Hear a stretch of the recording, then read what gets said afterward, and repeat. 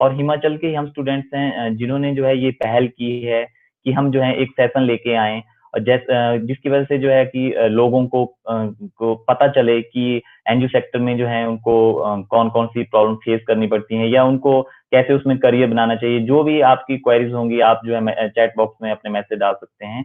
तो मेरा एक निवेदन रहेगा आपसे कि अपनी जो आपकी ऑडियो और वीडियो है वो आप जो है म्यूट रखेंगे, सो दैट कि कोई डिस्टरबेंस क्रिएट ना हो।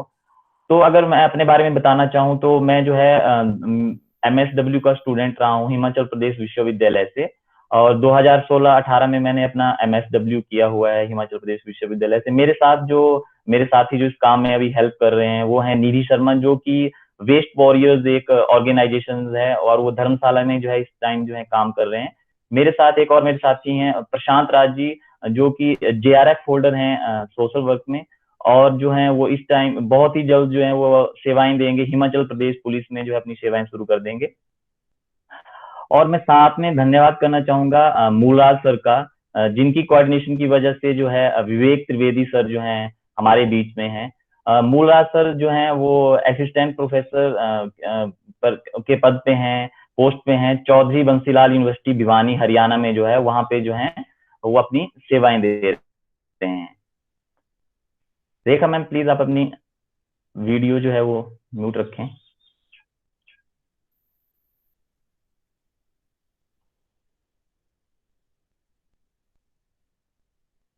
तो दोस्तों, अगर बात की जाए एनजीओ मैनेजमेंट पे, तो जो स्टूडेंट जो है एनजीओ सेक्टर में जो है अपना करियर बनाना चाहते हैं, उनके लिए जो है ये सेशन जो है बहुत ही जो है हेल्पफुल रहेगा। या जो स्टूडेंट जो है एमएसडब्ल्यू कर रहे हैं and they want to know about the NGO sector, कि कैसे उसमें जो है एंट्री की जाए और कैसे उसमें जो है मतलब एक शार्प करियर जो है बनाया जाए, तो उनके लिए भी जो है ये सेशन जो है बहुत ही जो है हेल्पफुल रहेगा। तो दोस्तों, अगर बात की जाए एनजीओ मैनेजमेंट के ऊपर, तो आपने जो है डायरेक्ट वे या इनडायरेक्ट वे में जो है आप लोग किसी ना किसी एनजीओ के साथ जुड़े होंगे। जो स्टूडेंट हमारे एमएसडब्ल्यू के हैं, सोशल वर्क कर रहे हैं, उनको तो जो है करिकुलम में ही ये ऐड किया गया है कि they have to work with an NGO for their field work. तो और भी जो अगर कोई ऐसा स्टूडेंट है कि जो सोशल वर्क का स्टूडेंट नहीं है लेकिन एनजीओ सेक्टर में जो है इंटरेस्ट रखता है, तो वो स्टूडेंट भी जो है यहाँ से एक नॉलेज गेन कर सकते हैं हमारे स्पीकर के माध्यम से, हमारे स्पीकर के थ्रू एक नॉलेज गेन कर सकते हैं कि कैसे जो है हम इस सेक्टर में जो है अपना करियर बना सकते हैं। तो स्टूडेंट, जैसा कि हम जानते हैं कि जो ये कोविड-19 का दौर चला है, जो ये महामारी चली हुई है पूरे वर्ल्ड में, तो इस दौर में जो है एनजीओ सेक्टर की जो है बहुत ही मेन जो है रोल रहा है, बहुत ही मेन रोल प्ले किया गया है एनजीओ सेक्टर के द्वारा। तो बहुत सारे एनजीओ ने जो है बढ़ के जो है इसमें जो है काम किया है। तो मैं चाहूंगा कि आप लोग भी जो है अपनी सोसाइटी में जो है वर्क करें। तो इसीलिए जो हमने ये सेशन रखा कि आप लोग जान सकें कि कैसे कैसे जो है आप अगर किसी एनजीओ को ज्वाइन करना चाहते हैं, या आप जो है कोई अपना एनजीओ खोलना चाहते हैं, तो आप उसके लिए जो है कैसे आगे बढ़ सकते हैं। तो इसके लिए ही जो है हमने जो है आज के जो हमारे स्पीकर रखे हैं वो हैं विवेक त्रिवेदी जी हैं, जो कि फाउंडर हैं association of professional social worker and development practitioner.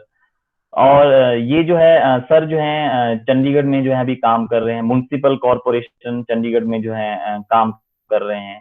तो जब मैं सर की प्रोफाइल से गो थ्रू हो रहा था, तो मैं आपको मतलब मुझे ये पता नहीं चल रहा था कि जब मैं इंट्रोडक्शन दूंगा सर की, तो मैं इंट्रोडक्शन में जो है सर के बारे में क्या क्या बोलूंगा। तो सर, मैं माफी चाहूंगा आपसे कि अगर मैं कुछ बोल ना पाऊं, आपके इंट्रोडक्शन का कोई वर्ड रह जाए, तो जब मैं आपके पास जो है आपको बोलने का मौका दूंगा, तो आप जो है इसको प्लीज कवर करना।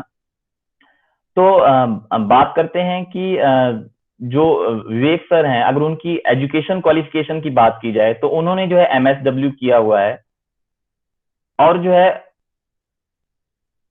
उन्होंने जो एमएसडब्ल्यू किया है, और उन्होंने जो है पोस्ट ग्रेजुएट डिप्लोमा भी किया हुआ है मास कम्युनिकेशन में, जो है उन्होंने पोस्ट ग्रेजुएट डिप्लोमा किया हुआ है। रेखा शर्मा मैम, प्लीज अपनी वीडियो जो है आप ऑफ कर दें। तो उन्होंने जो है पोस्ट ग्रेजुएट डिप्लोमा भी किया हुआ है मास एंड कम्युनिकेशन में। और अगर बात की जाए प्रेजेंट टाइम में, तो प्रेजेंट टाइम में जो है वो रिसर्च फेलो हैं पीएचडी कर रहे हैं पंजाब यूनिवर्सिटी का जो सोशल वर्कर डिपार्टमेंट है, वहां से जो है सर पीएचडी कर रहे हैं। अब अगर बात की जाए सर के वर्क एक्सपीरियंस की, विवेक त्रिवेदी जी के वर्क एक्सपीरियंस की बात की जाए, तो वो 14 वर्षों से, लास्ट 14 ईयर्स से वो वर्क कर रहे हैं फील्ड में, और जो है अपनी सेवाएं दे रहे हैं हमारी सोसाइटी के लिए। तो जब मैं इनके वर्क एक्सपीरियंस के बारे में पढ़ रहा था, तो मुझे ये पता नहीं चल रहा था कि मुझे कौन सा पॉइंट जो है मेंशन करना चाहिए। तो मैं उसमें से जो है 2 पॉइंट मेंशन करना चाहूंगा यहाँ पे, कि जो विवेक त्रिवेदी जी हैं, उन्होंने गवर्नमेंट ऑफ इंडिया के साथ जो है बहुत सारे प्रोजेक्ट पे जो है काम किया हुआ है, और जो है उन्होंने साथ ही साथ इंटरनेशनल ऑर्गेनाइजेशन यूएनडीपी के साथ भी जो है काम किया हुआ है। और जो है उसके बाद जो है इनकी बात की जाए, तो मैंने आपको बताया कि इन्होंने एक अपनी एसोसिएशन भी जो है वो बनाई हुई है। अब बात करते हैं विवेक सर की, कि वो वर्तमान में क्या कर रहे हैं, प्रेजेंट टाइम में वो क्या कर रहे हैं। तो प्रेजेंट टाइम में जो है वो सोशल डेवलपमेंट ऑफिसर के पोस्ट पे हैं, पद पे जो है काम कर रहे हैं, चंडीगढ़ म्युनिसिपल कॉर्पोरेशन के साथ जो है काम कर रहे हैं। और जो है अगर बात की जाए सर के बारे में, तो सर ने जो है बहुत सारे जो है अवार्ड भी जीते हुए हैं। और अगर बात की जाए कि ग्लोबल फेलोशिप में, तो सर जो है बहुत ही देशों में जो है बाहर की कंट्रीज में, जो फॉरेन कंट्रीज में जा चुके हैं फेलोशिप पे, और बहुत सारी जगह पे जो है हमारे देश को जो है रिप्रेजेंट कर चुके हैं। उन्होंने जो है इंडिया को जो है रिप्रेजेंट किया हुआ है। और सर की अगर बात की जाए कि सर जो है बीच में जो है सर को एज अ गेस्ट फैकल्टी भी जो है इनवाइट किया जाता है। तो सर बहुत जगह पे जो है गवर्नमेंट और नॉन गवर्नमेंट इंस्टीट्यूशन में जो है गेस्ट फैकल्टी के तौर पे भी जो है जाते हैं, और वहाँ पे जो है लोगों को जो है नॉलेज शेयर करते हैं।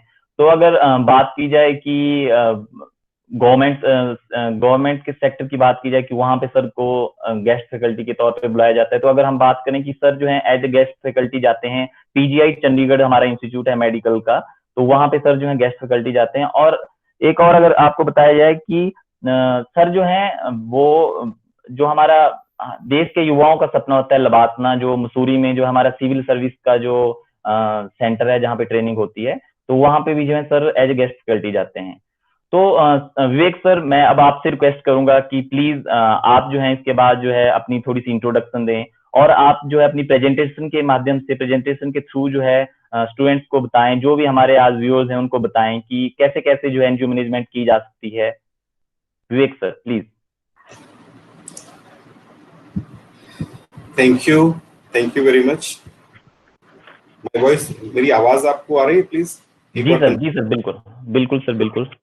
वीडियो मतलब आपको चाहिए कि केवल जैसे नहीं सर, आप अपनी वीडियो ऑन रखेंगे सर। ठीक है, तो अभी वीडियो विजिबल है आपको? जी सर, बिल्कुल sir, everything is perfect sir.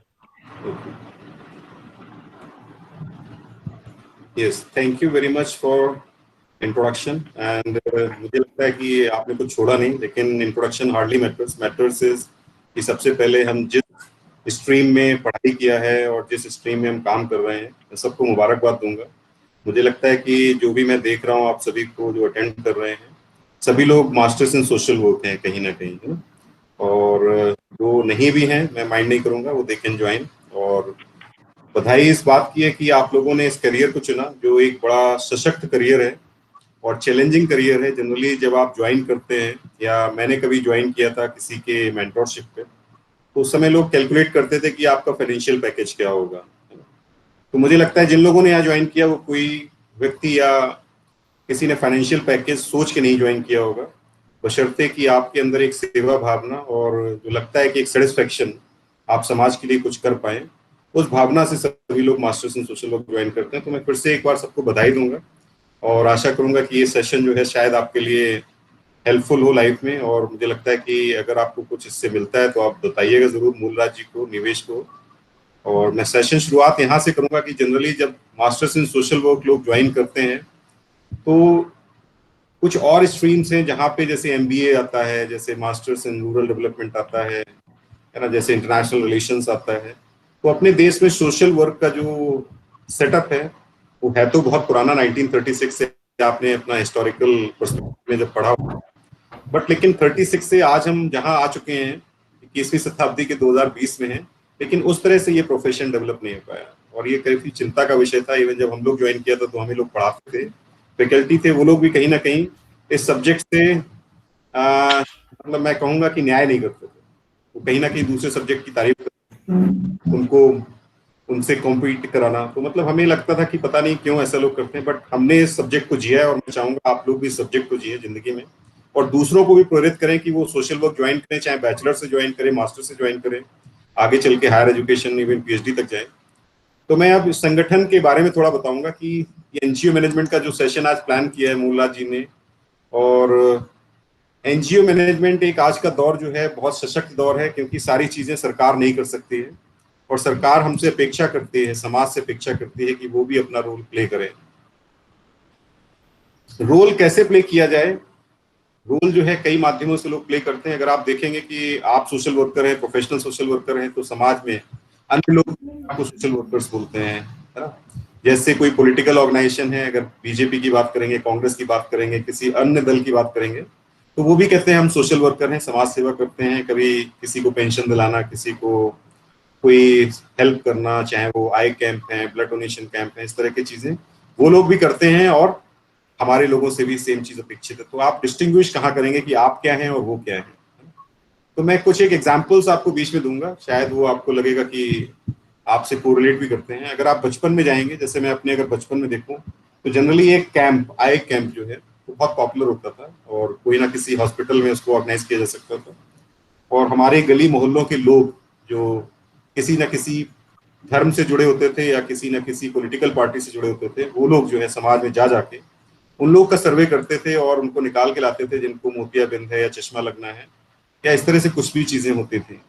ये दौर जब पंजाब में आएंगे या चंडीगढ़ में आएंगे, तो गुरुद्वारों के पास ये बहुत अच्छा काम है, मंदिर के लोग ये बहुत अच्छा काम करते हैं, लेकिन कहीं ना कहीं इसमें प्रोफेशनलिज्म की कमी रही थी। तभी सरकारों ने इनको जो है कुछ निर्देश दिए कि भाई आपको कुछ एथिक्स, कुछ आपको प्रैक्टिसेस, कुछ स्टैंडर्ड ऑपरेटिंग प्रोसीजर्स भी तय करने।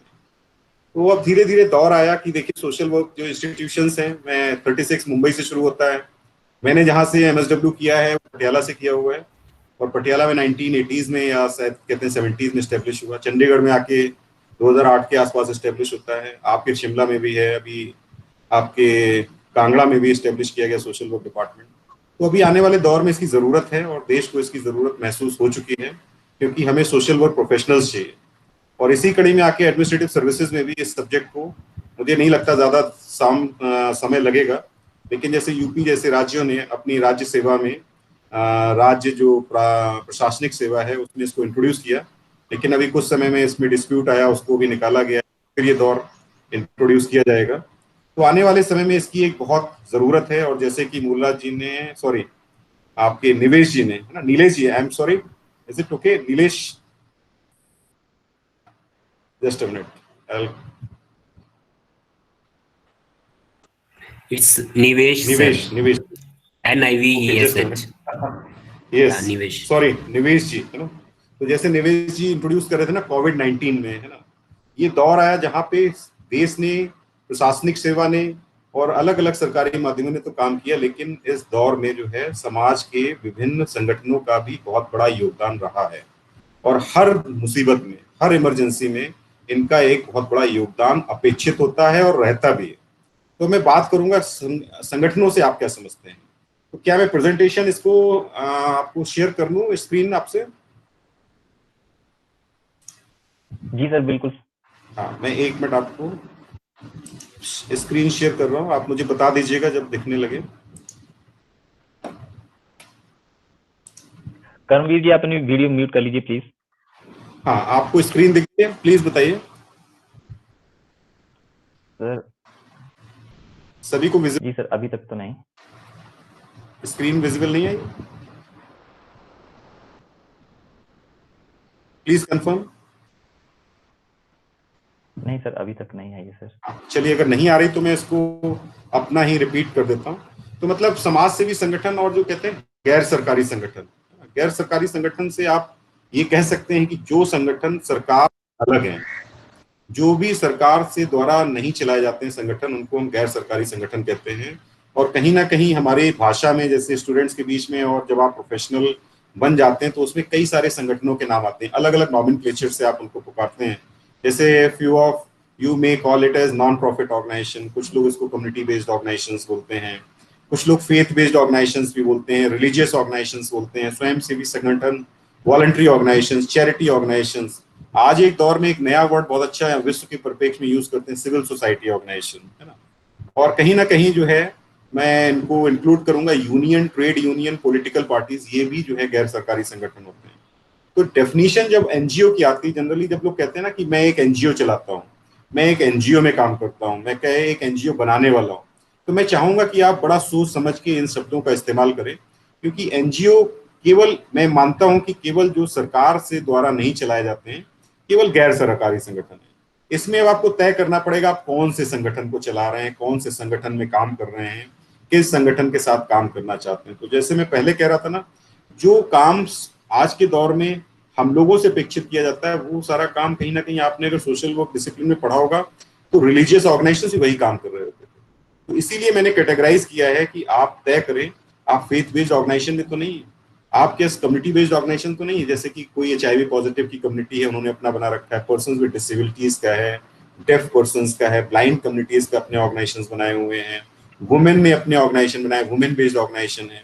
तो इस तरह के ऑर्गेनाइजेशन से तो मैं इन सभी को अलग अलग दृष्टिकोण से अलग अलग उसमें परिभाषित करना पसंद करता हूँ, और केवल एनजीओ वर्ड से पूरे संगठन, समाज सेवी संगठन को मैं संदर्भ करना उचित नहीं समझता। तो कहीं ना कहीं आपको कैटेगराइज करें और अपने आप को चूज करें, आप उस श्रेणी के संगठन के बारे में रिफर जरूर करें जिसमें आप काम करते हैं या पसंद करते हैं, या उन संगठनों को आप बनाना चाहते हैं। इसके कुछ ऑर्गेनाइजेशन, जैसे मैंने आपको ये कैटेगराइज बताया है, तो इसी में मैं एक श्रेणी और दूंगा, जैसे सिनोनिम्स। एनजीओ के लिए कुछ और वर्ड भी पूरे विश्व में उपयोग किए जाते हैं, जैसे third sector organisation, grass root organisation, जमीन से जुड़े हुए संगठन, सोशल मूवमेंट ऑर्गेनाइजेशन भी इनको बोलते हैं। और इनको अगर एक बहुत अच्छे शब्दों और लहजों में अगर हम बात करें तो वो एक नॉन स्टेट एक्टर से बोलते हैं, कि मतलब जो सरकार के जो मेन बॉडीज में नहीं आते हैं, मतलब नॉन स्टेट एक्टर्स हैं। इवन प्राइवेट वॉलंटरी ऑर्गेनाइजेशंस भी बोलते हैं, और कुछ लोग इसको सोशल बेनिफिट ऑर्गेनाइजेशंस के नाम से इनको जाना जाता है। बहुत सारी एक्टिविटीज हैं। आप जब सोशल वर्क में पढ़ाई कर रहे होंगे, जब आपसे 45 डेज का शायद फील्ड वर्क कराया गया होगा, हफ्ते में 2 दिन के लिए आप जाते होंगे, तो आपसे तय किया जाता था कि आप कौन सा प्रोजेक्ट करेंगे, आप किस तरह की कम्युनिटी में काम करेंगे, किस एरिया में काम करेंगे। तो जो समाज सेवी संगठन हैं उनके लिए बहुत सारी विभिन्न तरह की एक्टिविटीज हैं, जैसे कि मेनली जो एक गैर सरकारी संगठन या फिर जो सामाजिक संगठनों से अपेक्षा की जाती है कि वो सशक्तिकरण का काम करेंगे, एम्पावरमेंट का काम करेंगे, कैपेसिटी बिल्डिंग का काम करेंगे, क्षमता वर्धन का काम करेंगे, प्रशिक्षण का काम करेंगे, आप जागरूकता और उनको सेंसिटाइज करने का काम करेंगे कम्युनिटी को, आप कम्युनिटी के कैंपेन्स चलाएंगे, आपसे अपेक्षा की जाती है कि हेल्थ केयर, काउंसलिंग, ट्रीटमेंट में काम करने में मदद करेंगे, सेवाएं देंगे।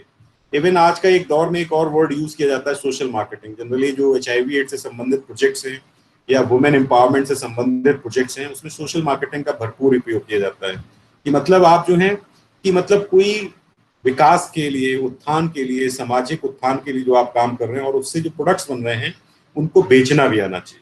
तो इसको सोशल मार्केटिंग बोलते हैं, जिसमें कि प्रॉफिट भी हो और मतलब कमर्शियल ना हो, एडवर्टीजमेंट्स नहीं हो, उनका कोई पे नहीं किया जाए एडवर्टीजमेंट का। तो सोशल मार्केटिंग के बतौर एक बहुत अच्छा वर्ड उपयोग किया जाता है आज के संदर्भ में। और मैं आगे बताना चाहूंगा कि जैसे अगर आपका लेवल क्या है, आप संगठन तो आपने बना लिया, या संगठन आप बनाने की इच्छा रखते हैं या संगठन में काम कर रहे हैं, तो इनके स्तर भी होते हैं। आप कम्युनिटी से काम करते हैं, आप सबसे जो निचला स्तर है, जो सबसे lowest tier of the organisation बोलेंगे, कम्युनिटी लेवल पे काम करना। उसके बाद में कम्युनिटी से ऊपर एक लोकल सिटी लेवल बात आती है, बात आती है राज्य के स्तर पे, बात आती है, बात आती है कि राष्ट्रीय स्तर के ऊपर बात आती है। और फिर ऐसे संगठन भी हैं जो देशव्यापी संगठन हैं और जिनकी प्रेजेंस जो है अंतरराष्ट्रीय स्तर पर भी उपलब्ध है या उनकी बन चुकी है, और वो कई सारे देशों में मिलकर काम करते हैं, अलग अलग कॉन्टिनेंट्स में काम करते हैं। तो आज इन संगठनों का दायरा केवल कम्युनिटी से लेके लोकल सिटी तक नहीं रह गया है। आज कम्युनिटी के ऑर्गेनाइजेशन जो हैं विश्वव्यापी भी हो चुके हैं और उन्होंने अपनी छाप पूरे विश्व में छोड़ी हुई है। एनजीओ के जो है, मतलब मैं वर्ड करूंगा सामाजिक सेवा संगठन के जो रोल, जो व्यापक रोल आता है, जो बहुत बड़ा, जो कहते हैं कि ना उनसे अपेक्षा क्या की जाती है संगठन को बनने के बाद में, वो या तो किसी बहुत बड़ी योजनाएं, स्कीम्स के इम्प्लीमेंटर्स हैं।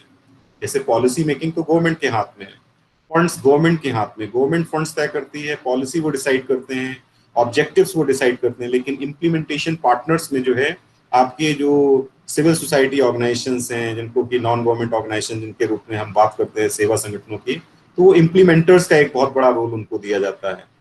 एक अभिप्रेरक का रोल भी एनजीओ को दिया गया कि मतलब दूसरे की प्रेरणा दें, है ना, समाज में विभिन्न विभिन्न समुदायों में जाके उनमें कैटालिसिस का काम करें, है ना। और एक बहुत बड़ा जो रोल आज के देश में, मतलब आज के संदर्भ में जो मतलब डेवलप हुआ है वो पार्टनर्स का।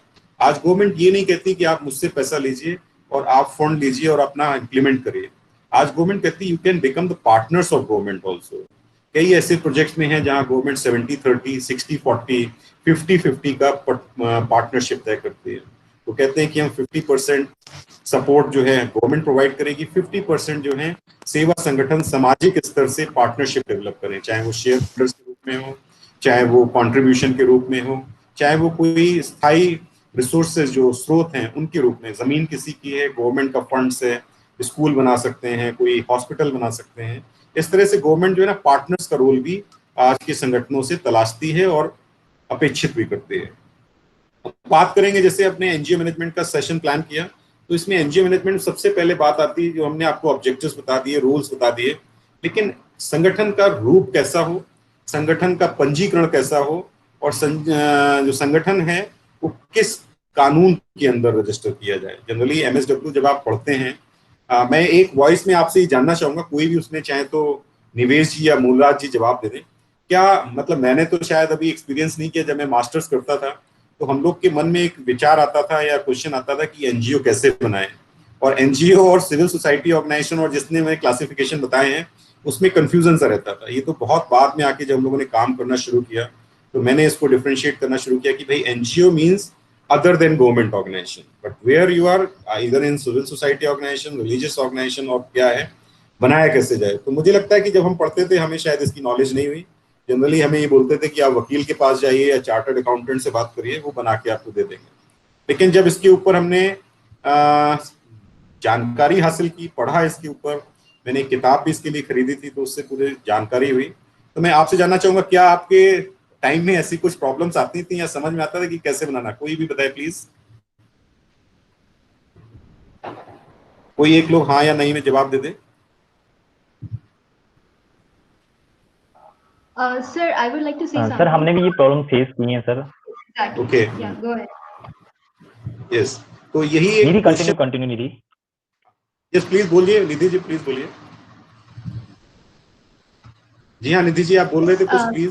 मैं यही कहना चाह रही थी कि हमें भी ऑन द होल कंफ्यूजन रहता है। ब्रॉडर चीजें पता होती हैं ऊपर के लेवल पे, लेकिन बहुत सारी माइन्यूट चीजें, मतलब लेयर्स में बहुत कुछ अंदर होता है, जो कि जब हम सिर्फ पढ़ रहे होते हैं एज ए स्टूडेंट वो कभी पता नहीं चल पाता है। तो जब सिस्टम में जाते हैं एक्चुअली तभी क्लैरिटी मिलता है। Thank you very much. It's a very good point. Yes, तो रजिस्ट्रेशन ऑफ एनजीओ की जब बात करेंगे कि संगठन जो है आपका कहाँ से पंजीकरण हो, आप अगर बात करें किसी जिले में या किसी प्रदेश में या राष्ट्रीय स्तर पे बात करें, तो किसी भी सोशल वर्क स्टूडेंट के लिए बड़ा चैलेंजिंग होता था हमारे टाइम में कि हम कैसे जाएं और किसके पास जाएं। और जब भी हम किसी से पूछते तो मिडिल मैन बीच में आ जाते थे, जिनका कि सोशल वर्क से कोई ताल्लुक नहीं होता था।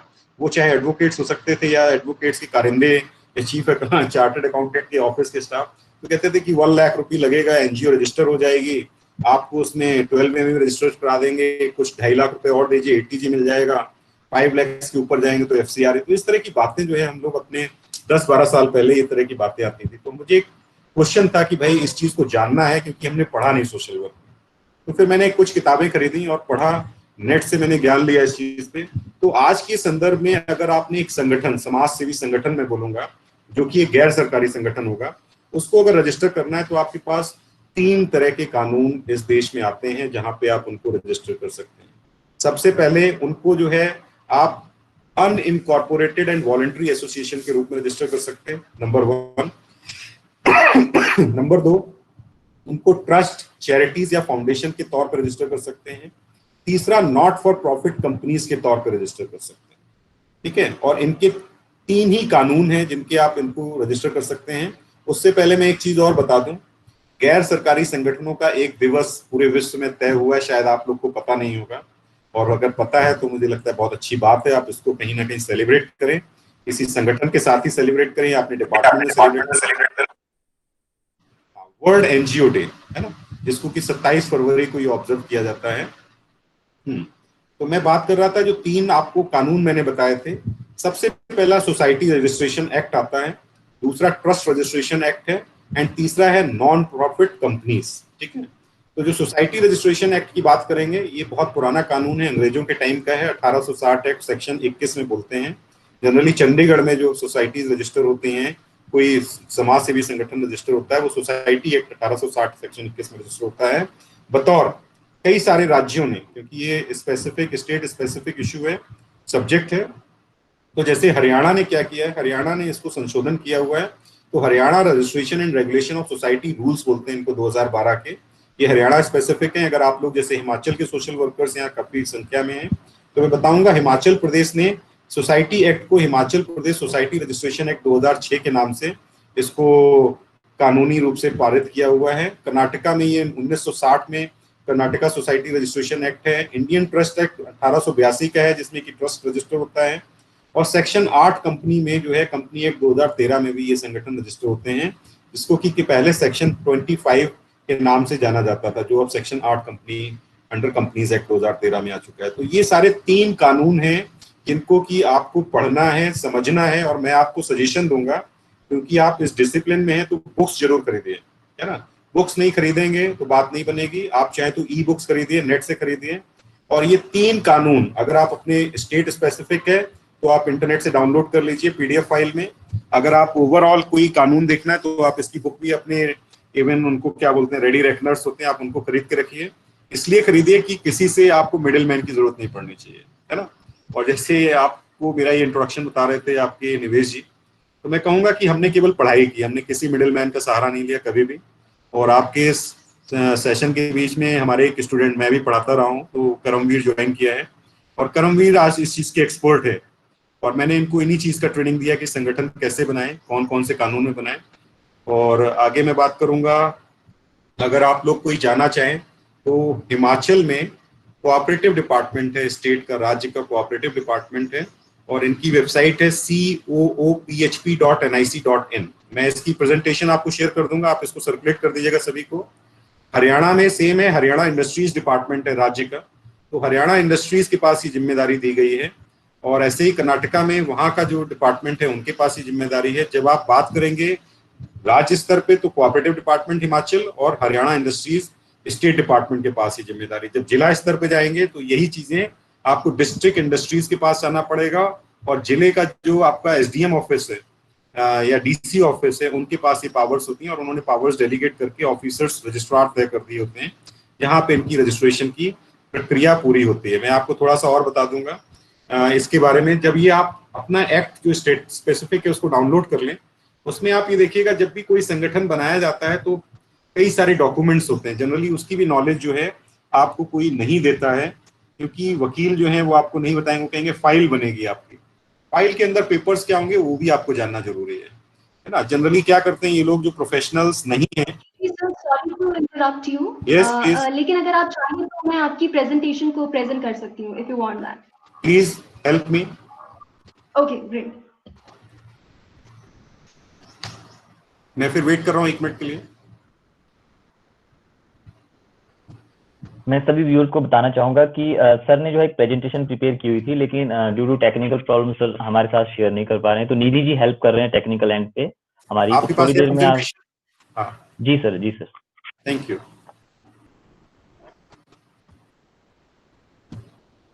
हाँ, आ चुकी है, तो इसमें आप थोड़ा सा कंटिन्यू आगे जाइए प्लीज। गुड, वेरी गुड, आप जाते जाइए आगे और आगे जाइए। यस, यहाँ यहीं पे रोक लीजिए, आप पीछे जाइए, पीछे जाइए please. Go back, go back, go back, go back, one slide, go back, yeah, one more, yeah, now it's okay, yes। अब मैं जनरली आपके सभी लोग हिमाचल से हैं तो मैं यहाँ पे हिमाचल का ही रेफर करूंगा। ये coophp.nic.in है। क्या आप अपनी स्क्रीन से इसको शेयर कर सकते हैं नेट से लिंक करके? एक बड़ी वेबसाइट खोलेंगे कोई भी।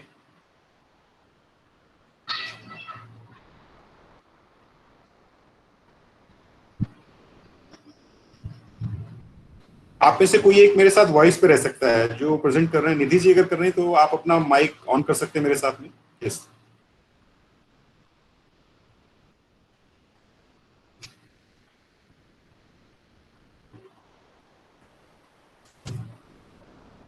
मुझे कंफर्म कर दे प्लीज।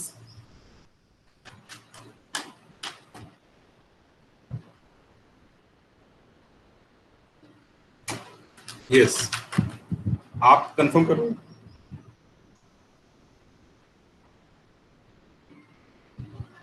निवेश जी, मेरे से कौन मतलब प्रेजेंटेशन निधि के पास है? जी सर। निधि प्रेजेंटेशन रन कर रहे हैं ना? जी सर, निधि शर्मा प्रेजेंट कर रहे हैं सर। निधि को आप बोल दीजिए कि वो अपना माइक अनम्यूट कर सकते हैं मेरे साथ, जिससे कि मैं इनसे बात करता रहूं बीच में, कोई कंफ्यूजन नहीं है। निधि जी आप अपनी ऑडियो जो अनम्यूट कर दीजिए। Yes sir. हाँ जी, बताइए। मैं क्या करूं? निधि जी, आप इसको पहला वाला लिंक क्लिक कर सकते हैं COOPHP.nic. सर मैंने वो क्लिक किया है, बट एक्चुअली हम एक टाइम पे सिर्फ एक ही विंडो को शेयर कर सकते हैं। No issue. पॉसिबल नहीं है। मैं अब ये कर देता हूँ।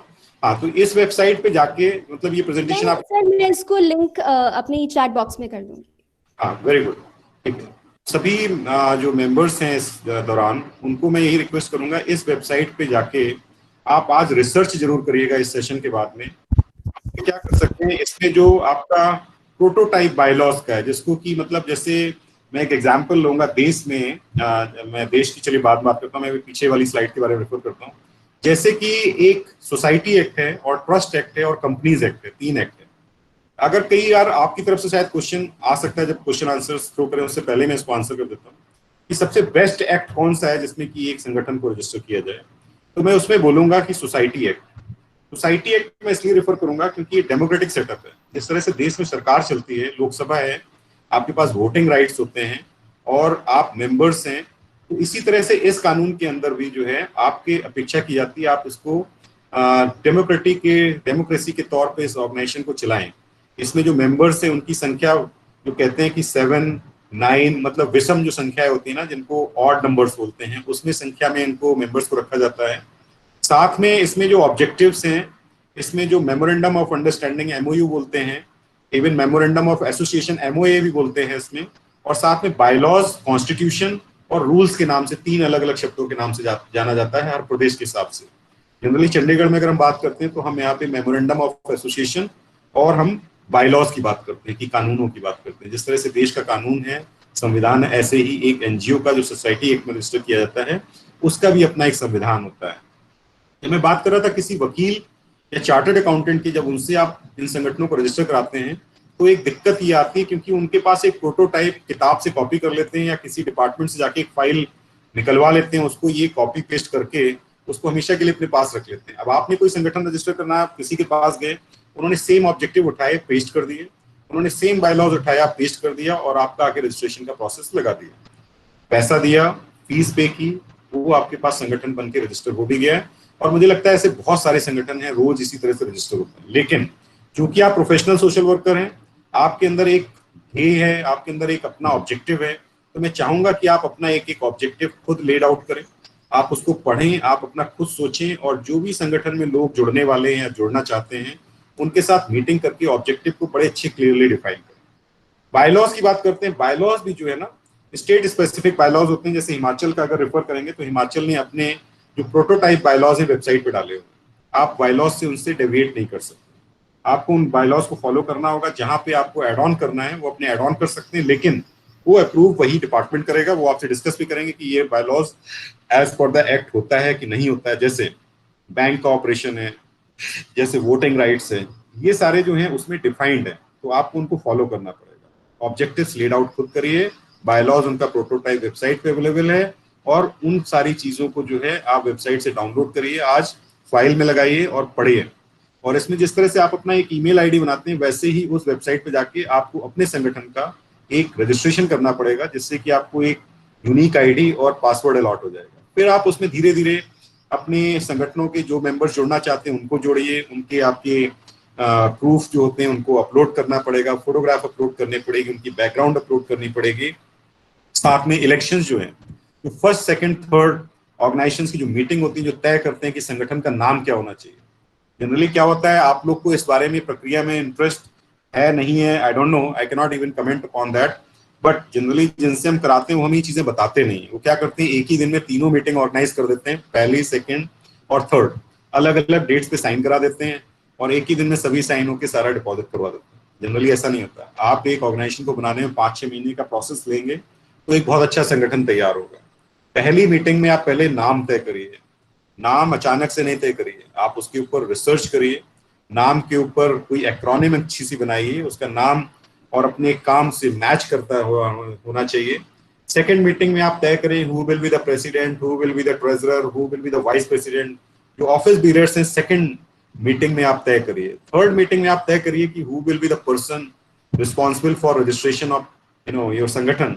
तो उसको एक जिम्मेदारी दी जाती है। बैंक अकाउंट कौन ऑपरेट करेगा, अथॉरिटी किसको देंगे। तो जनरली 3 मीटिंग में 3 फैसले लिए जाते हैं, और ये चाहूंगा मैं आप खुद लें बजाय कि किसी को इन्वॉल्व करके। और अगर कोई दिक्कत आई तो फ्यूचर में I can take up another session, discrete session ले सकता हूँ जो बिल्कुल बारीकियों वाला होगा। तो आप इस तरह से एक संगठन का निर्माण कर सकते हैं। प्लीज आगे स्लाइड को करें, इसके आगे। जब आपका संगठन जो है रजिस्टर होने के लिए रजिस्ट्रार ऑफिस में लग जाता है, जैसे चंडीगढ़ में डीसी ऑफिस है, उन्होंने पावर्ड अपनी डेलीगेट कर रखी है रजिस्ट्रार के बतौर किसी जूनियर ऑफिसर को। आपके हिमाचल में जनरली एक आईएएस ऑफिसर होते हैं स्टेट के, उनके पास रजिस्ट्रार के पावर्स हैं। नीचे डिस्ट्रिक्ट लेवल पे जाके तहसील में एसडीएम्स के पास पावर्स दे रखी हैं, और इस तरह से डीसी के पास, एसडीएम्स के पास पावर है, वहां जाकर रजिस्टर कर सकते हैं।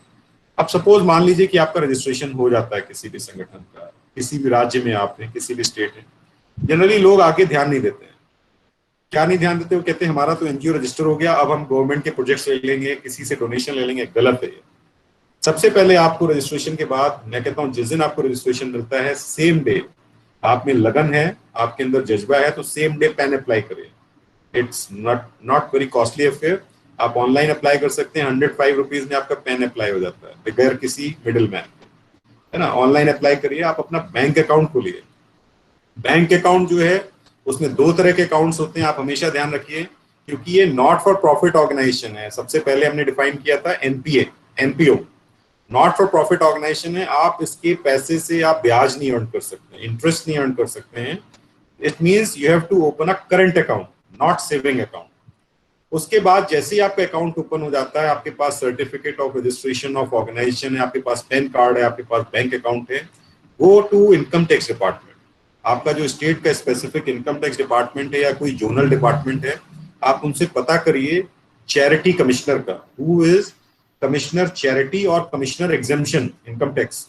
आप वहां पे सेक्शन 12A की एप्लीकेशन लगाइए। जनरली अब ये ऑनलाइन हो चुकी हैं। सेक्शन 80G का तुरंत नहीं लगाइए, लेकिन आपको कोई मना नहीं कर सकता, आप सेक्शन 80G भी अप्लाई कर सकते हैं।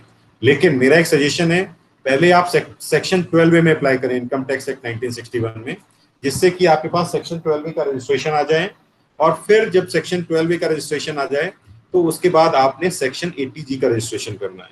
ठीक है। FCRA एक बहुत बड़ी उपलब्धि है, लेकिन अभी आप FCRA के चक्कर में नहीं आए। पहले आप संगठन को चलाएं 3 साल, 4 साल, 5 साल, और कोशिश करें कि जब आपका टर्नओवर 10 लाख के आसपास आता है, या किसी विदेशी या किसी मतलब अंतरराष्ट्रीय संस्था के साथ आपके संबंध बनते हैं, तब आप FCRA के बारे में सोचिए। लेकिन फिलहाल FCRA के बारे में जानकारी रखिए, बट अभी उसके ऊपर आप काम ना करें। Please next. Yes, next Nitin. Fund raising, है ना। अब सबसे बड़ी बात आती है किसी भी संगठन को चलाने के लिए, जैसे कि परिवार को चलाने के लिए आपको पैसे की जरूरत होती है, आपको जॉब करनी होती है, बिजनेस करनी होती है, वैसे ही संगठन को चलाने के लिए, क्योंकि गैर सरकारी संगठन है और नॉट फॉर प्रॉफिट संगठन है, कि मतलब फायदे के मुताबिक ये संगठन नहीं है, तो उसको चलाने के लिए आपको रिसोर्सेज चाहिए, है ना। रिसोर्सेज आपको डे 1 से मिल सकते हैं, लेकिन उसके लिए मेंटेन करना पड़ेगा आपको 2-3 चीजें, जो मैं इस प्रेजेंटेशन में दिखा रहा हूं आपको। ट्रांसपेरेंसी अगर आप हमेशा मेंटेन करेंगे तो आपको कभी दिक्कत नहीं आएगी।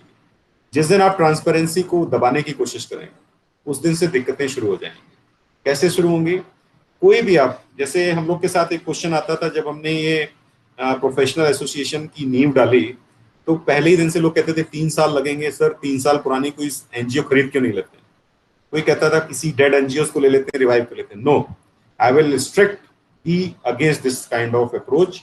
कभी किसी संगठन को खरीदे नहीं, कभी किसी डेड संगठन को ना खरीदें, ना रिवाइव करने की कोशिश करें, क्योंकि आपका अपना बीज है, सीड आपका अपना है, प्योर सीड होना चाहिए, उसकी अच्छी तरह से परवरिश होनी चाहिए। तो संगठन भले ही टाइम लगेगा, लेकिन एक बहुत अच्छे रूप में उसका स्थापना होगी और वो बहुत अच्छे कार्य कर सकता है, लेकिन कभी किसी के साथ मर्जर नहीं करें। तो फंड रेजिंग के प्रिंसिपल्स हैं, कुछ सिद्धांत हैं जो मैंने खुद सीखे हैं या समझे हैं या समय चलते मुझे समझ में आई है। वो है क्लैरिटी। मैं चैलेंज करता हूं, जिस दिन आपने संगठन बनाया हुआ है उसी दिन संगठन को आपको कोई ना कोई सपोर्ट कर सकता है, उसी दिन। इवन संगठन के बनने से पहले भी सपोर्ट कर सकता है, लेकिन क्लैरिटी ऑफ थॉट बहुत जरूरी है, clarity between the founding members बहुत जरूरी है, ट्रांसपेरेंसी होना बहुत जरूरी है, और रियल टाइम नीड जो मैंने थर्ड पॉइंट डाला हुआ है कि वाकई में वास्तव में जरूरत क्या है उसको मेंशन करिए। आपको 5 रुपए की जरूरत है तो 5 रुपए ही बताइए, ना कि 500 रुपए बताइए, है ना। तो रियल टाइम नीड से क्या होता है, लोग जो सपोर्ट करने वाले हैं, जो हो सकता है बहुत ज्यादा सपोर्ट कर सकते हैं, लेकिन वही सोचते हैं कि यार इस बंदे ने जो जरूरत थी वही मांगा, अननेसेसरी चीजें नहीं मांगी।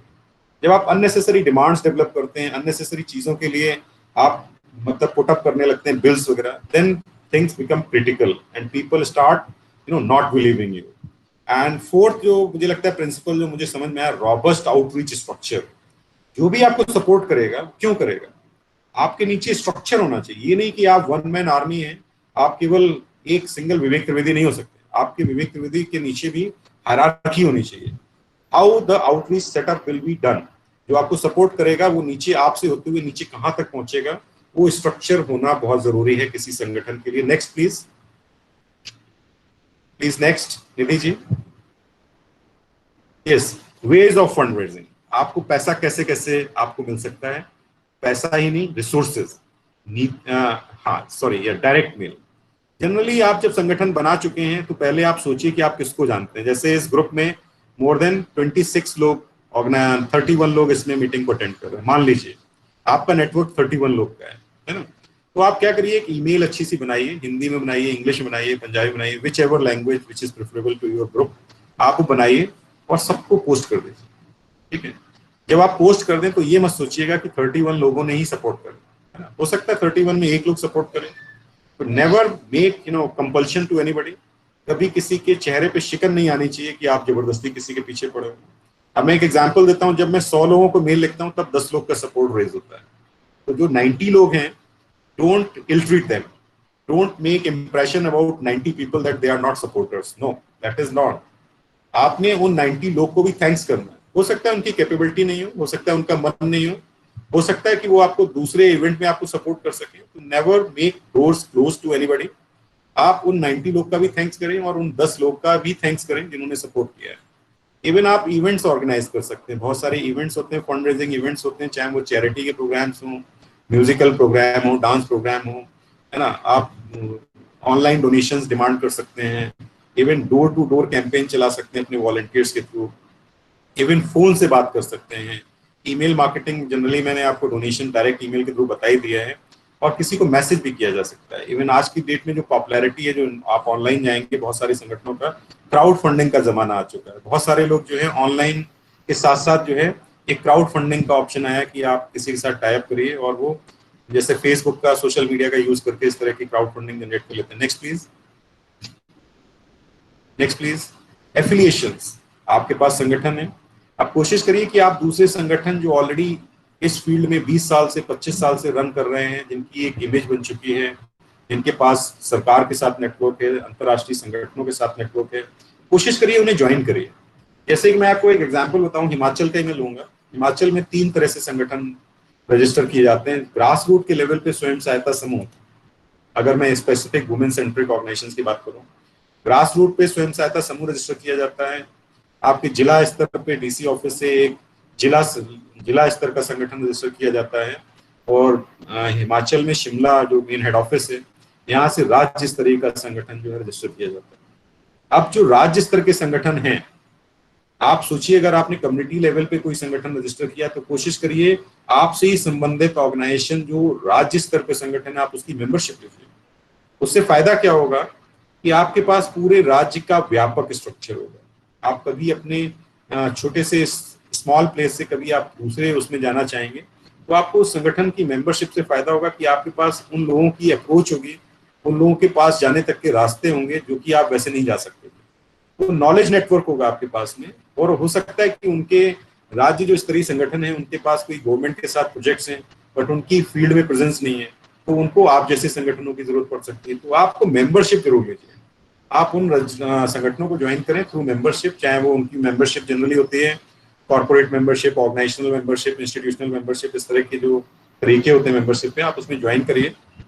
और मैं कहूंगा आप धीरे धीरे कोशिश करें, जैसे ही संगठन आपका रजिस्टर हो आप नीति आयोग पे रजिस्टर करिए, यूरोपियन कमीशन में रजिस्टर करिए, ग्लोबल एजेंसीज में रजिस्टर करिए जो यूएन एजेंसीज हैं, आप global other than UN entities हैं उन पे रजिस्टर करिए, मदर एनजीओ में रजिस्टर करिए, बहुत सारे फेडरेशंस हैं, मिनिस्ट्रीज हैं, वो सिविल सोसाइटी ऑर्गेनाइजेशंस को आमंत्रित करती हैं और उनको रजिस्टर कराती हैं। तो कोशिश करें आप उनमें अपने संगठनों को रजिस्टर करिए। इससे फायदा क्या होगा, जैसे नीति आयोग है, मान लीजिए नीति आयोग जो है देश का सबसे बड़ा नीति निर्धारक संस्था है भारत सरकार की, और जो है इंडिपेंडेंट संस्था है जो सीधा भारत सरकार को एडवाइस करती है पॉलिसी मेकिंग में। और नीति आयोग जो है कभी भी पॉलिसी अकेले नहीं बनाता है, नीति आयोग जो है सभी स्टेक होल्डर्स से बात करता है, उनके साथ कॉन्फ्रेंसेस करता है, उनके साथ कंसल्टेशंस करता है।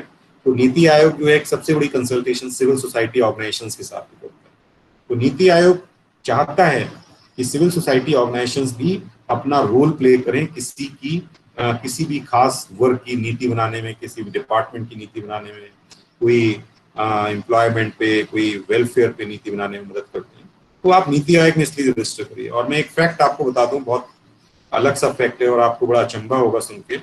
नीति आयोग में, है ना, नीति आयोग के में कम से कम नहीं तो अभी 80,000 से ज्यादा एनजीओ रजिस्टर नहीं है देश में। जबकि जब मैं पढ़ता था 2006 में, तो मेरे पास मैंने एक किताब खरीदी थी, उसका नाम बहुत अच्छा है, आप सुनेंगे तो आश्चर्यचकित रहेंगे, एनजीओ का कुचक्र। रेडिकल ने किताब लिखी हुई है, एनजीओ का कुचक्र। उसमें उस समय 10 लाख एनजीओ उसके अकॉर्डिंग जो है देश में रजिस्टर थी। तो आप समझ लीजिए 2006 और आज 2020 है ना, कम से कम 14 साल का वक्त निकल चुका है। तो आज कम से कम 12-13 लाख एनजीओ देश में होंगे। और नीति आयोग की जब बात करेंगे तो 80,000 से ज्यादा एनजीओ नीति आयोग के पोर्टल पे रजिस्टर नहीं है। आप देख लीजिए कितना बड़ा गैप है, कितने लोग एनजीओ रजिस्टर करते हैं, कितने लोग काम करते हैं, और कितने लोग देश की सरकार को बताना चाहते हैं कि हम काम कर रहे हैं। तो कोशिश करिए देश की सरकार के नजर में रहें, आप उन पे अपना रजिस्टर करिए। उसमें आपको पैन कार्ड, आधार कार्ड, ये सब डिटेल्स जो है मेंबर्स के डालने पड़ेंगे, और उसको डाल के आपको एक नंबर अलॉट हो जाता है राज्य का, जो कि एक ट्रांसपेरेंट है। जब भी आप किसी से बात करेंगे आप बता सकते हैं कि हम नीति आयोग से रजिस्टर्ड हैं, तो आप पे डाउट, इंटेंशंस, ये सब जो है क्लैरिटी रहेगी, डाउट नहीं होगा किसी को। और आप अपने पोर्टल पे, अपनी स्टेशनरी पे लिख सकते हैं कि you are registered with such and such organisations in the country which are government या यूएन या फिर international organisations. Please next, yes please next. हाँ, तो ये जो एक लिंक है ये भी आप प्लीज उसको पोस्ट कर दें चैट रूम में, ngodarpan.gov.in। आप इस पे जाइए, अगर आपका संगठन अभी एग्जिस्ट करता है आप लोगों में से किसी का भी, और प्लीज रजिस्टर करें जाके उस पे। और जिन लोगों ने संगठन बनाना है आने वाले टाइम में, तो प्लीज इसको ध्यान में रखें, उसमें रजिस्टर करने के लिए अपनी से ऑब्जेक्टिव बना लीजिए। और जो लोग एनजीओ में काम कर रहे हैं तो अपने एनजीओ के हेड ऑफ द ऑर्गेनाइजेशंस को बताएं, अगर उन्होंने रजिस्टर नहीं किया है तो आप इस पर रजिस्टर करें। और सीधा ये गेटवे जो है आपको कम से कम 20 मिनिस्ट्रीज के लिए देता है। आप सीधे से सीधे 20 मिनिस्ट्री में जाके इनको जाके लिंक कर सकते हैं और इसी लॉगिन से आगे जा सकते हैं, जिसमें कि फंड्स की व्यवस्था है, उनके बारे में जानना है, उसमें आगे अप्लाई करना है, जो भी प्रोसीजर्स हैं, एसओपीज हैं, वो आपको पता चल जाएंगे। Next please, next please. Yes, तो this is all from my side. अगर आप क्वेश्चंस पोस्ट करना चाहें और निवेश अगर उसको कोऑर्डिनेट करना चाहें क्वेश्चन आंसर्स के फॉर्म में, तो या तो चैट रूम में पोस्ट कर दें, या फिर जो है मुझे इंडिविजुअली कोई क्वेश्चन रेज करना चाहे, please raise your questions. Sir मेरा एक क्वेश्चन रहेगा, निवेश शर्मा, मेरा एक क्वेश्चन रहेगा सर आपके लिए जी, कि जो आपकी प्रेजेंटेशन है वो क्या हम आगे फॉरवर्ड कर सकते हैं या नहीं? प्लीज शेयर कर दीजिए, not to worry, this is my own presentation. Yes जी ठीक है सर। हेलो, किसी का माइक ऑन है? Hello hello hello. Yes sir, आप ऑडिबल हैं, आप बता सकते हैं। Yes Vivek ji, this is Rajesh from Himachal. Yes. मेरा एक क्वेश्चन है, what parameter should be adopted for sustainability of an NGO? Sustainability of NGO के लिए बहुत सारे पैरामीटर्स हैं और मैं चाहूंगा कि आप खुद तय करें। मैं कुछ एक आपको तय के लिए बता देता हूं, है ना। जैसे मैं थोड़ा सा इसमें एक ऐड और करना चाहूंगा, क्योंकि मेरा ये इसलिए मानना है कि जैसे आपने बताया अभी बहुत सारे एनजीओ अक्रॉस इंडिया रजिस्टर्ड होते हैं एवरी ईयर, और लोगों ने इसको एक प्रॉफिट मेकिंग कॉन्सेप्ट भी बहुत सारा तरीके से चलाया, और लोग एक धंधा टाइप बोलते हैं इसको, इसलिए इसकी एक डेफिनेशन और दी जाती है, एनजीओ मतलब एनजीओ, इसलिए कि लोग बहुत सारे वर्डिंग यूज करते हैं। तो कम से कम being a professional social workers, हम लोगों को किस तरह के पैरामीटर्स एक्चुअल में प्रायर टू रजिस्टर्ड एनजीओ करने चाहिए, और इसको एक सस्टेन मॉडल में हम कैसे ले जा सकते हैं? That is my question. Yes, देखिए, जब भी आप एक एनजीओ रजिस्टर करते हैं, मैंने शुरू में बोला था ये नॉन गवर्नमेंट ऑर्गेनाइजेशन है और ये नॉन प्रॉफिट ऑर्गेनाइजेशन। पहले जो भी संस्था आप बनाना चाहते हैं, जैसे आप प्रोफेशनल सोशल वर्कर्स हैं, आप लोग कोई एक बनाना चाहते हैं, जब आप में लोग जुड़ने जा रहे हैं, जो फाउंडिंग मेंबर्स होंगे, फर्स्ट फाउंडिंग मेंबर्स होंगे, जो 7-9 जितने भी होते हैं, आप तय करिए who are going to join your organisation. जिस समय ये ऑर्गेनाइजेशन ज्वाइन होते हैं उसी समय ये फिल्टर हो जाता है, क्योंकि जब आप सेटल्ड है, मतलब पहले आप देखिए 2 लाइनें हैं बीच में, आपने सस्टेनेबिलिटी की बात की, आपने बात की प्रॉफिट मेकिंग की बात की। तो इसमें जब आप, अगर आप खुद फाउंडर बनना चाह रहे हैं या खुद कर रहे हैं, तो आप तय कर लें, सबको क्लैरिटी दे दें कि इससे किसी की सैलरी नहीं निकलेगी। Don't expect big money from this. अगर किसी का एक्सपेक्टेशन है कि मैं आपका संगठन ज्वाइन करके पैसा कमाना चाहता हूं, तो पहले ही उसको बोलिए कि sorry, there is no space for you. अगर आपको पैसा चाहिए तो उसके लिए एक एक्ट और आता है, वो क्या है, कंपनीज एक्ट है। ठीक है, वो कंपनीज एक्ट है, उसमें आप प्राइवेट लिमिटेड कंपनीज रजिस्टर करिए, आप उसमें लिमिटेड लायबिलिटी कंपनी रजिस्टर करिए। तो डोंट मेक इट नेसेसरी और compulsory for any of your friend to join your NGO. ठीक है, जिससे कि कल वो कह के भी आपको प्रेशर नहीं डाल पाए। और जनरली होता क्या है, मतलब प्लीज डोंट माइंड एनीबॉडी, आप लोग हो सकता है सभी लोग जॉब में हो सकता है आप सभी लोग कोई ना कोई काम कर रहे हो जिससे कि आपका मासिक आय आपकी तय हो रही है, लेकिन जब आप किसी संगठन को चलाते हैं, तो मैंने पहले बताया पैसे की जरूरत है, आपके पास कोई अपनी आमदनी नहीं है, ठीक है, तो फिर आप पैसा कहां से लाएंगे? आप एक क्वेश्चन मार्क है। आप नेचुरली जो पैसा सरकार देगी, जो किसी फंड्स आएंगे किसी चीज के लिए, वो कोशिश करेंगे कि आप उसमें फाउंडर भी हो जाएंगे और उसमें आप हो सकता है प्रोजेक्ट कोऑर्डिनेटर भी बन जाए, काउंसलर भी खुद ही बन जाए। मैंने कई सारे ऑर्गेनाइजेशंस देखे हुए हैं ऐसे, चंडीगढ़ में भी देखे हुए हैं, हिमाचल में भी देखे हुए हैं, कई सारे जगह देखे हुए हैं जहाँ पे वन मैन आर्मी होती है। मैं पहले ही आपको बोला था, वन मैन आर्मी नहीं बनना है कभी, आप फाउंडर बनिए। आपका दौर जो है ऊंचा कद का होना चाहिए और कोशिश करिए पहले अपने आप को सेटल करिए, चाहे प्रोफेसर्स बनिए, चाहे एजुकेशन लाइन में जाइए, चाहे वो आप जॉब्स में जाइए। और समाज से भी संगठन जनरली इसीलिए बनाए गए कि समाज की सेवा के लिए। अब उसका दौर थोड़ा डिफरेंट आ गया, अब लोग इससे एक्सपेक्ट करते हैं कि मैं 1 लाख की सैलरी निकाल लूंगा, 5 लाख की सैलरी निकाल लूंगा, गाड़ी खरीद लोग करते हैं। But thing is, you are a social worker, if you are looking for this, then make sure first अपनी लाइन जरूर बनाएं। सस्टेनेंस के लिए आपको सबसे पहला पैसा चाहिए, उसके लिए आप फंडर्स देखेंगे। फंडर्स में आप अपना ऑनरेरियम ड्रॉ कैसे करेंगे, you have to check with, generally क्या करते हैं लोग, अपनी डायरेक्टर की सैलरी निकाल लेते हैं, व्हिच इज रॉन्ग। तो आप तय कर लीजिए, सोशल वर्कर है, आप जॉब करेंगे, आप संगठन चलाएंगे, आप जो है कैसे करेंगे। अगर जब आप प्रोजेक्ट लिखते हैं, आप प्रोजेक्ट लिखना भी एक आर्ट है, मतलब इस सेशन के बाद मैं निवेश जी को बोलूंगा कभी आप तय करें, आपस में बात करें, आप project proposal writing, detail project reports, DPR, ये सब एक टेक्निकल चीजें और हैं जो आने वाले टाइम में जरूरत पड़ेगी आप सबको, कि ये जनरली एमएसडब्ल्यू में कोई पढ़ाता नहीं, ना लिखते हैं कोई भी। इनकी जरूरत पड़ेगी कि आप प्रोजेक्ट कैसे लिखें, किस किस कंपोनेंट के लिए लिखें, किस कंपोनेंट में कौन सा आपको पैसा चाहिए होगा। और उसके लिए जैसे क्या है, आपको सपोज कोई कैंपेन के लिए उन्होंने पैसा दे दिया, मान लीजिए किसी गवर्नमेंट ने, आप सस्टेनेबिलिटी का भी इसी में डिस्कस हो जाएगा। उसी कैंपेन के लिए आपकी हिमाचल सरकार ने आपकी एनजीओ को पैसा दिया, मान लीजिए HIV एड्स के लिए दे दिया। मैं एक एग्जांपल लेता हूं जो जनरली बहुत पॉपुलर प्रोजेक्ट है पूरे कंट्री में, अब तो थोड़ा उसका डाउनफॉल हो गया है, टारगेटेड इंटरवेंशन प्रोजेक्ट, TI सुने हुए। TIs में जनरली एक एनजीओ को 12 से 13 लाख रुपए साल का मिलता है।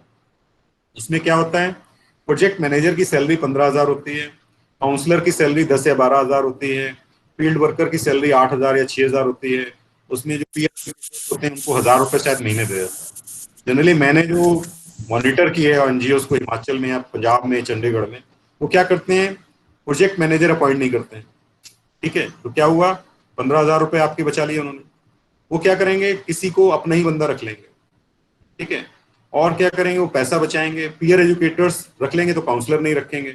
कई सारी पोस्ट जो है काफी महीने तक खाली पड़ी रहते हैं। ये एक तरीका हो जाता है गद्दे तरीके फैलाने का। तो कोशिश करिए ट्रांसपेरेंट बनिए, जो पोजीशंस आई हैं उनका रिक्रूटमेंट कराइए और उनको रिक्रूट करिए जिनकी की आपके पास में जरूरत है और क्वालिफिकेशन है। इसीलिए मैं कहूंगा, अभी कुछ चीजें इस प्रेजेंटेशन में मैं शेयर नहीं कर पाया हूँ, वो चीजें मैं रेफर कर देता हूँ फ्यूचर के लिए।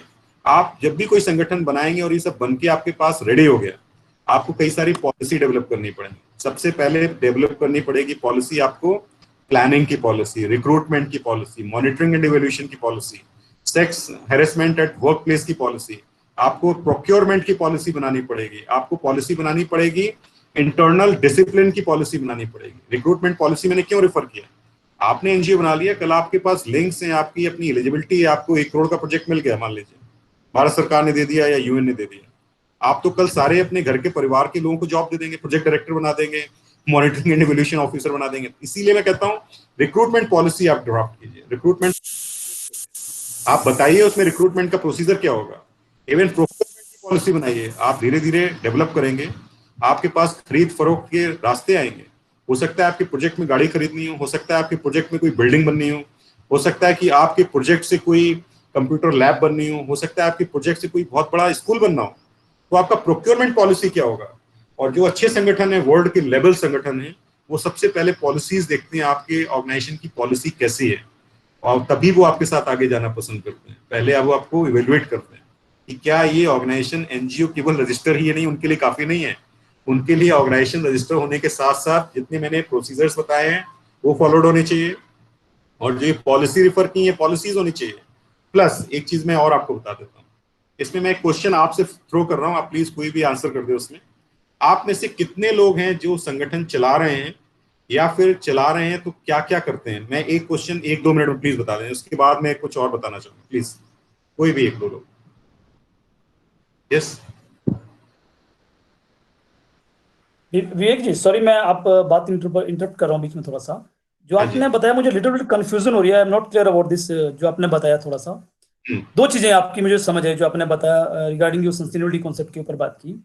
एक तो ये कि अगर हम इसको फुल फ्लैज अगर हम एनजीओ ही करना चाहें तो उसमें एक इकोनॉमिकल वायबिलिटी का कैसे हम पैरामीटर देख सकते हैं। दूसरी तरफ है अगर हम अपना जॉब करें या कोई अपना अलग से professional teaching what ever in other way में, उसके साथ साथ हम एनजीओ चलाएं। अगर हम दोनों इस तरीके से चलाएं कि एक लाइवलीहुड का सोर्स रहे, दूसरा मैं एनजीओ को साइड में चलाऊं। अगर मुझे फुल फ्लैश करनी है तो जो इकोनॉमिक वायबिलिटी की आप बात कर रहे हैं कि उसमें नहीं हो सकता, तो हम जो लाइवलीहुड की उसमें बात भी करते हैं तो अपना लाइवलीहुड कैसे उसमें सस्टेन कर पाएंगे? दैट इज माय कंसर्न थोड़ा सा। यस ठीक, लेकिन जो मैंने भी क्वेश्चन पूछा कोई उसका आंसर करना चाहेगा? मैं ये भी आंसर करता हूँ। सर मैं अभी हाल ही में एक फाउंडेशन को जो है वो रजिस्टर किया है, तो काम करना शुरू नहीं किया है, बट उसको रजिस्टर करवाया है रिसेंटली।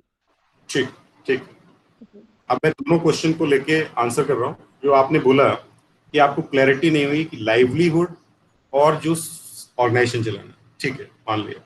देखिए दो चीजें हैं, आपने पहले लाइवलीहुड के लिए तय कर लिया कि आप कर क्या रहे हैं। आप जॉब कर रहे हैं तो आप जॉब करिए, ठीक है। अगर आप जॉब नहीं करके एक संगठन चला के अपनी लाइवलीहुड भी ऐड करनी है, तो मैंने आपको क्या बोला, प्रोजेक्ट प्रपोजल का अगला सेशन एक प्लान करना पड़ेगा कि भाई आप उसमें एज अ प्रेसिडेंट भी हैं, मतलब please never mind, wait for a minute. हाँ ठीक है, तो मैं क्या कह रहा हूँ कि आप प्लीज माइंड नहीं करें, you have to make it clear, क्योंकि जब आप प्रोजेक्ट डायरेक्टर लिखेंगे अपने आप को, you can not write as a project director, ठीक है। आप जब प्रेसिडेंट हैं, फाउंडिंग मेंबर्स हैं, आप उसके ट्रेजरर हैं, आप उसके सेक्रेटरी हैं, you can not be the director of the programme. You have to have a recruitment policy. Recruitment आप किसी और का करेंगे, फिर आप अपने घर के सभी लोग को अपॉइंट नहीं कर सकते। तो क्या है कि आप पहले तय कर लीजिए, आप फिर दूसरी तरीके की कंपनी बनाइए ना, फिर don't make it as a society. आप उसको कंपनी एक्ट में रजिस्टर करिए, एलएलपी में रजिस्टर करिए, आप सेक्शन 25 में रजिस्टर करिए जाके, लेकिन फिर आप सोसाइटी एक्ट में रजिस्टर नहीं करेंगे, आप ट्रस्ट बना लीजिए फिर। तो लाइवलीहुड इश्यूज, ठीक है, लाइवलीहुड इश्यूज जो हैं वो आपको इससे डिफरेंट करने पड़ेंगे। आप जॉब करके आप सोचें कि एनजीओ चला के उसमें से भी अपनी लाइवलीहुड कर ले, नहीं, आप जॉब करते रहिए, लेकिन फिर ये सेवा भाव होगा। जब आपने केवल एनजीओ बनानी है, आप कुछ नहीं कर रहे हैं, तो फिर आपको ये आगे चल के मेंटेन करने में बहुत बड़ी दिक्कत होगी मेरी समझ से, ठीक है, क्योंकि आपने पहले डिक्लेयर कर रखा है ये नॉट फॉर प्रॉफिट ऑर्गेनाइजेशन है। You can not draw salary out of it, you can draw. आप उसमें कह सकते हैं कि मैं गाड़ी से चल के एक मीटिंग अटेंड करने जा रहा हूँ, you can make honorarium for your travel, but you can not make honorarium for your पूरा मंथली रेन्यूमरेशन नहीं कर सकते। तो उसके लिए मेरा सजेशन है, फिर don't come on this NGO sector, you come for a profit sector and you can do the similar work. जैसे कई सारे कंपनीज हैं वो अपनी फाउंडेशन चलाती हैं, ठीक है, वो चलाती हैं और वो उससे अपने डायरेक्टर्स की सैलरी भी, बोर्ड ऑफ डायरेक्टर्स, उसमें कहीं पे भी प्रेसिडेंट नहीं होते हैं, वो सेक्रेटरी नहीं होते हैं, वो ट्रेजरर नहीं होते हैं, वहाँ सीधा डायरेक्टर्स होते हैं, मैनेजिंग डायरेक्टर्स होते हैं, एमडीज होते हैं। Then they keep as a salary, वो उसमें एक सैलरी कंपोनेंट होता है, वो उससे अपने मंथली रेन्यूमरेशन निकाल सकते हैं। तो दूसरा क्वेश्चन था कि आपने एक फाउंडेशन रजिस्टर की, जो दूसरा क्वेश्चन किसी मैडम ने पूछा है, मैं उसमें जवाब दूंगा। फाउंडेशन आपने बना ली है, बट फाउंडेशन के साथ में आपने कुछ एक रूल्स होते हैं, जब मैं शुरू में रेफर कर रहा था बायलॉज, बायलॉज के रूल्स में क्या है कि आपने मीटिंग्स कब करनी है। मीटिंग्स आपकी क्वार्टरली एक मीटिंग होगी गवर्निंग बॉडी की, एक जर्नल बॉडी मीटिंग एनुअल एक होगी। जर्नल बॉडी मीटिंग में जो भी मेंबर्स आपके क्लासिफाइड हैं एज पर द बायलॉज उनको अटेंड करना जरूरी होता है, उसका कोरम होता है। प्लस जो गवर्निंग बॉडी है, गवर्निंग बॉडी से आप ये समझ लीजिए कि जो 4 या 5 मेंबर्स जो सिलेक्ट किए जाते हैं जर्नल बॉडी से वो आते हैं, जैसे कि प्रेसिडेंट हो गया, सेक्रेटरी हो गया, ट्रेजरर हो गया, वाइस प्रेसिडेंट्स हो गए, एग्जीक्यूटिव मेंबर्स हो गए। तो ये गवर्निंग बॉडी होती है जो 3 महीने में अमूमन होनी चाहिए। जनरली आज के संदर्भ में जो मैंने देखा है एवेल्यूएशन के टाइम में, क्योंकि मैंने काफी सारे एनजीओ को इवेल्युएट किया है, उनके बारे में जानने की कोशिश, इवन सरकार ने मुझे काम भी दिया कई सारे ऑर्गेनाइजेशंस को देखने के लिए। तो उसमें क्या होता है, लोग मीटिंग्स नहीं करते, लोग 1-1 साल 2-2 साल मीटिंग नहीं करते। क्यों नहीं करते हैं? क्योंकि मेंबर्स मिलते ही नहीं है। आप जब एनजीओ बना लेते हैं 8 लोग या 7 लोग मिलके, 1-2 लोग काम करते रहते हैं, बाकी लोग मिलते ही नहीं, साइन ही नहीं होते। तो कोशिश करिए उन लोगों के साथ बनाइए जो अवेलेबल हों, जो आपके साथ खड़े हों हर समय, जो आपको सपोर्ट करने के लिए खड़े हों, और वॉलंटरिज्म की भावना उसमें। ये नहीं हो कि मैं मेंबर हूं, मीटिंग अटेंड करनी है तो मुझे पैसा चाहिए। Since it is a voluntary sector, they should understand the voluntarism. और मीटिंग्स को, रिकॉर्ड को रजिस्टर करना बहुत जरूरी है। नहीं रजिस्टर करेंगे तो बहुत अच्छे ऑर्गेनाइजेशंस आपको फंड नहीं करेंगे, क्योंकि वो आपके डॉक्यूमेंटेशन को रिव्यू करते हैं। जिस तरह के जितने सर्टिफिकेट्स मैंने रेफर किए अपनी प्रेजेंटेशन में, उसके अलावा ये भी रेफरेंस है, मेन चीजें जो आपका annual journal body meeting register होता है, number 1, number 2 governing body meeting register होता है 2, number 3 minutes of the meeting of the governing body plus journal body. ये सब कुछ डॉक्यूमेंटेशन प्रॉपर होनी चाहिए। ये प्रॉपर नहीं है तो आई डोंट थिंक, मतलब आप हो सकता है नेटवर्क हो, पॉलिटिकल नेटवर्क हो, आप प्रोजेक्ट्स उठा लें, but you can not sustain for long. International bodies में आप कभी नहीं जा पाएंगे, आप इवेल्युएट हो ही नहीं पाएंगे, आपको हमेशा इवेल्युएशन में बाहर कर दिया जाएगा। वो देखते हैं कि रेगुलर गवर्निंग बॉडी मीटिंग जो आपने बायलॉज में दर्ज की क्वार्टरली है कि नहीं है। क्वार्टरली नहीं है तो क्यों नहीं है? वो 2-2 साल तक मीटिंग्स नहीं की हैं, वो एक बड़ा क्वेश्चन मार्क होता है, क्योंकि आप लोग रेगुलर मेंबर्स नहीं हैं। तो ये मेरी तरफ से कुछ सजेशंस हैं। बाकी all of you are yourself are qualified to be a professional social worker, and you must have gone through certain experiences in your life, and you come across certain good people also, those who are, who have set up marvelous achievement in their respective domain. So this is my suggestion. मतलब I don't say कि आप strictly जो मैंने terms, क्योंकि मेरे strict terms and condition अपने develop किए हुए हैं, हमने experiences किए हुए हैं, तो उसके आधार पे मैंने आपको share किया हुआ है। तो लास्ट में जाते जाते मैं 2 ही लाइनें बोलूंगा, not for profit and for profit, 2 things. You have to make your mind, are you for not for profit or for profit? If you are looking for profit out of this sector, then you should not come into this sector, please. And if you are not for profit, you can go ahead. This is a voluntary thing. You can make miracles. आज के इस देश में मैंने बहुत सारे लोग को पढ़ा हुआ है, निर्मला देश पांडे को पढ़ा हुआ है, मैंने आपके केडी गंगराड़े सर हैं उनको पढ़ा हुआ है, ठीक है। उन लोगों ने अपनी पूरी लाइफ इसके लिए डिवोट की हुई है, और उन्होंने भी ये लाइनें ड्रॉ की हैं, अपनी तरफ से ड्रॉ की हैं, और उन्होंने उनको मेंटेन किया हुआ है। और कई ऐसे संगठन है, मेरे आसपास में संगठन है कई सारे हैं, जो उसी के, उनकी पूरी परिवार उसी के ऊपर चलते हैं, उन्होंने पूरा रिक्रूटमेंट पूरी फैमिली को कर रखा है। और कई ऐसे संगठन है जिसमें पूरा स्टैंडर्ड ऑपरेटिंग प्रोसीजर्स बनाए हुए हैं, उन्होंने ड्रॉ किया हुआ लाइन कि none of the family members will be the the functionaries, कोई उसमें जॉब रोल में भी नहीं आएगा। तो ये सारी चीजें आप तय करने के ऊपर हैं, आप कैसे डिपेंड करते हैं, और यही सस्टेनेबिलिटी है। जितनी अच्छी लाइन और जितनी पिक्यूलियर लाइन ड्रॉ करेंगे आप प्रोफेशनलिज्म की, एथिक्स की, वैल्यूज की, उतना आप एक अच्छे सर्कल में बैठेंगे और उतने अच्छे ग्रो करेंगे। आपको बगैर किसी पुश जैक पिकअप के आपको प्रोजेक्ट्स अपने आप आते रहेंगे। जब आप इस तरह के ऑर्गेनाइजेशन में रजिस्टर करेंगे, वर्ल्ड बैंक में, यूरोपियन कमीशन में रजिस्टर कर लेंगे, आप पार्टनरशिप पोर्टल यूएन में रजिस्टर करेंगे, आप यूनेप में रजिस्टर करिए, आप यूएनडीपी में रजिस्टर करिए, एडीबी में रजिस्टर करिए, आप इन सारे संगठनों में रजिस्टर करेंगे, वहां पे कोई जैक नहीं चलेगा, ना कोई, आप किसी को फोन भी नहीं कर सकते, पता ही नहीं होगा कौन होगा। But people will approach you on your profile, they will say कि ओके, हिमाचल में we want to come up with a project and we need your support, they will automatically approach you, you need not to call any minister और say directors. तो मेरी एक suggestion है, all our professional social workers, and develop ethics on your own and make things good in your state, और करिए, अच्छा काम है। और मैं तो कहूँगा, हमने पहले ही लाइन शुरू किया था कि मैं सोच के आया था कि यहाँ पे बहुत बड़ा पैकेज नहीं होगा, और वाकई मेरे पास बहुत बड़ा पैकेज नहीं, but we are doing good and you have your limitations, आपकी चॉइसेस हैं, don't expect I should say out of this project, है ना। एंड करिए, हिमाचल में भी काफी अच्छे संगठन काम कर रहे हैं, हमारे बड़े अच्छे फ्रेंड्स हैं हिमाचल में, and they are doing work with World Bank कर रहे हैं, एडीबी के साथ काम कर रहे हैं, आपके गवर्नमेंट ऑफ इंडिया बहुत अच्छे प्रोजेक्ट्स उनके पास हैं, यूएन के प्रोजेक्ट्स हैं। तो कोशिश करिए अच्छे नेटवर्क में आइए, और अगर आपने कोई संगठन बना लिया है तो किसी ना किसी संगठन को ज्वाइन करिए प्लीज। सर एक क्वेश्चन आया है हमारे पास कि कोविड-19 के जो ये दौर चल रहा है, इसमें जो है बेस्ट वे क्या हो सकता है टू रेज द फंड? हाँ देखिए, कोविड-19 के दौर में मुझे लगता है online is a better way, ठीक है, क्योंकि आपके पास फिजिकल प्रेजेंस के साधन लिमिटेड होंगे, आप जल्दी किसी को नहीं कर सकते हैं, आपके पास लिमिटेशंस हैं, पब्लिक गैदरिंग 50 से ऊपर नहीं कर सकते हैं, 30 से ऊपर नहीं कर सकते हैं। तो मैंने जब फंड रेजिंग के जो प्रिंसिपल्स और मेथड्स बताए उसमें सबसे पहला था ईमेल्स। आप प्रपोजल लिखिए और छोटा सा क्रिस्प सा प्रपोजल लिखिए, और अपने जो नेटवर्क हैं, जैसे सपोज ये अभी 25 लोग हैं मीटिंग में बचे हुए, आप इनको फ्लोट कर दीजिए, आपका कोई ग्रुप है आप उसमें फ्लोट कर दीजिए, और आई एम श्योर, मतलब 100% डोंट एक्सपेक्ट फ्रॉम समबडी और एनी ग्रुप, 10-20% भी सक्सेस आती है, दैट इज गुड। और एक आप एसएमएस बेस कर सकते हैं, आप उसमें जो है आप उसमें एसएमएस बेस्ड टेक्स्ट बेस कर दीजिए, आप उसमें ईमेल बेस कर दीजिए, और कोशिश ये करिए कि अपने पहले सर्कल में जाइए, क्योंकि फंड रेजिंग के तरीके जो हैं, दूसरा फंड रेजिंग को केवल मॉनेटरी गेन्स में नहीं सोचे।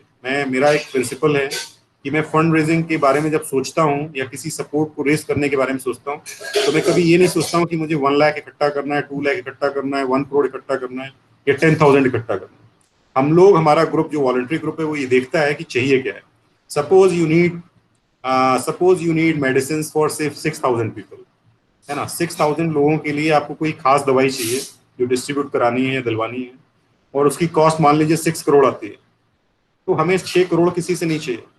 We then approach the medicine hubs, C&F, ठीक है, मेडिसिन की जो कंपनीज हैं, सपोज मान लीजिए BMS है, ब्रिस्टल मायर, है ना, मान लीजिए कि आपका नवराटिस है, इनके CSR हेड से बात करेंगे भाई ये सॉल्ट है, इतने 1000 लोग के लिए चाहिए, then you provide, then we don't expect money to be transferred into your own account और माय अकाउंट, ठीक है। Best is to make sure what is needed, you calculate it worth, and then project it to the companies और the foundations और the government कि भाई ये सारी चीजें चाहिए, in case if they can provide on their cost, and it is good. You need not to maintain accounts, आपको बहुत ज्यादा अकाउंटेंट के ऊपर रिलाय करने की जरूरत नहीं होगी, माइंड में कुछ आएगा भी नहीं आएगा, 10% बचाना है, 4% बचाना है, better is to serve the society, है ना।